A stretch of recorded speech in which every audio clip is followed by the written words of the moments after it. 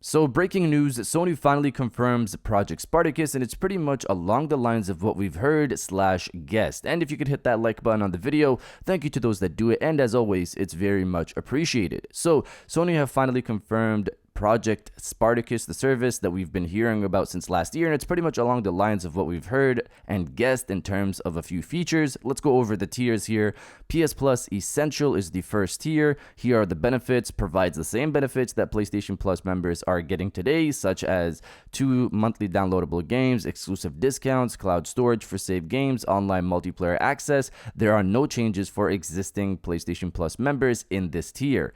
As for the price for PlayStation Plus Essential, it remains the same as the current PlayStation Plus pricing. For the United States, $9.99 monthly, $24.99 for 3 months, and $59.99 yearly. So as we've heard from the reports, the first tier is just the same as PS Plus now. You're not forced to pay monthly, so you're not paying more. You can pay yearly as well.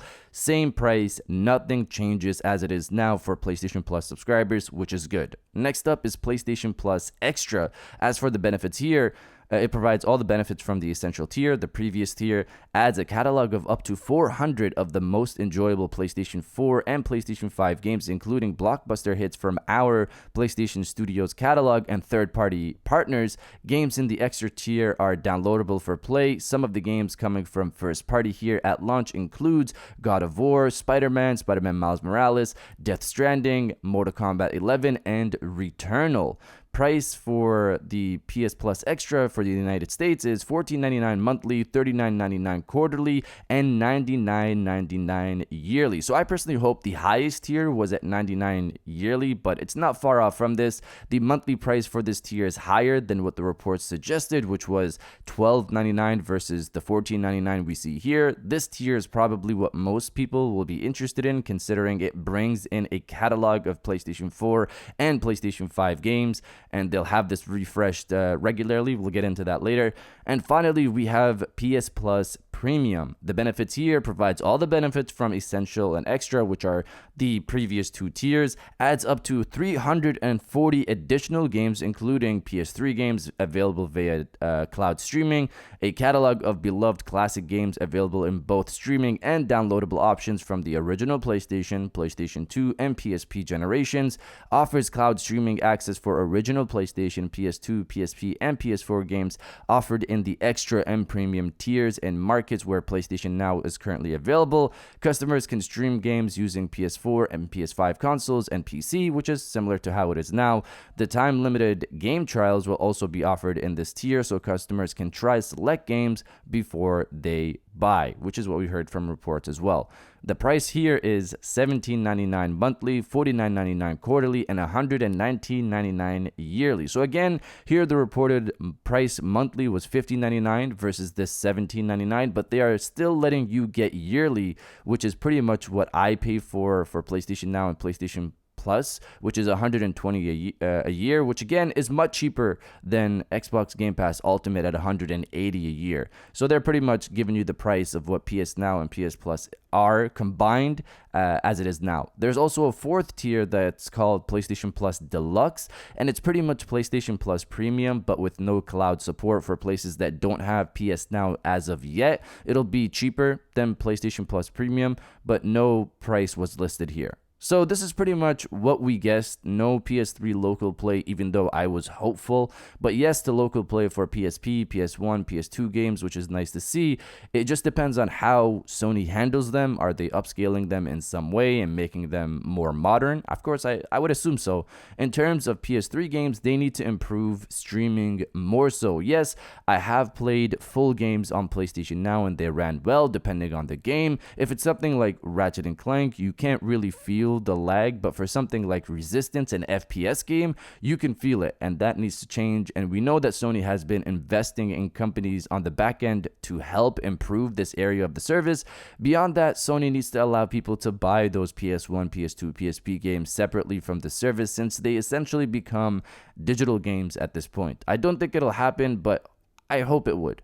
Beyond that, Sony needs to have a steady flow of classic games cycling through the service and not just put some classic games there and never touch it again. That would be annoying for me personally. Hopefully, if they are going to do that, hopefully it's a big catalog of games, every game that we really want. It's really weird to have Resistance 3 on PlayStation Now and not 1 and 2. Stuff like that I don't want to see at launch or, hopefully throughout the cycle of the service.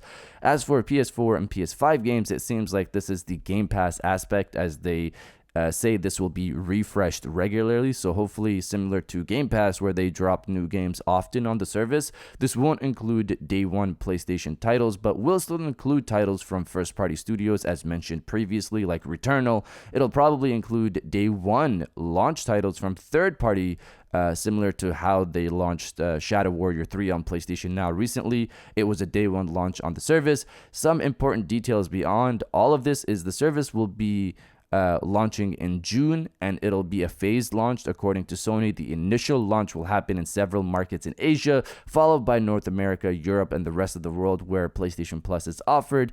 We aim to have most PlayStation Network territories live with our new PlayStation Plus game subscription service by the end of the first half of 2022, so by the end of June. We also plan to expand our cloud streaming benefit to additional markets, and will provide more details at a later date. So by the end of June, most places that have PlayStation Plus will have this new service. As for the cloud aspect here, more territories will get it, so that's good to hear. But it's interesting that Sony has a deluxe service already ready to go for people that don't have it. So it seems like this might be a longer approach, that cloud streaming for other territories won't be there by the end of the year, maybe, because why would they create a whole tier specific to these territories if they plan to bring cloud streaming in the near future? Hopefully I'm wrong there, but we'll see. PlayStation Now will cease to exist when the service launches, and if you're a current PlayStation Now member, you'll be moved to PlayStation Plus Premium, the highest tier, at no extra charge. So my advice here is buy as much PlayStation Now as you can now before June, and you'll be saving half the price on the highest tier for years. But that's everything. PlayStation 1, PlayStation 2, PlayStation Portable games are coming for local play and streaming play. PS3 is streaming only. No day one from Sony, but potentially from third party. Extended demos and their cloud service will be expanded to more territories. I'm personally subscribing to the PlayStation Plus Premium service via the PlayStation Now trick. But what about you guys? Are you subscribing to PlayStation Now, the new PlayStation Plus service or not? Let me know down in the comments below. And if you guys did enjoy this video, please hit that like button, as it always helps. And subscribe if you're new. I got new videos every Monday, Wednesday, and Friday. And now I'll check you guys out on the next one. And welcome back to the after show. This is the part of the video where we have a little fun down in the comments below. If you're old, welcome back. If you're new, welcome. For today's thing, what I want you guys to do is to body, obliterate, destroy, and overall harass the comment section with "It is almost here." This is obviously in reference to the service. It's almost here. It's going to be in June. I'm excited for it in terms of the classic games aspect. It depends on what they bring. I'm personally excited for that. And obviously, I'll get a discount using PlayStation Now. But if you're excited for the service, destroy the comment section with "It is almost here." And I'll definitely heart those comments like I always do, because I appreciate everybody who stays to the end of my videos. And now I'll check you guys out on the next one.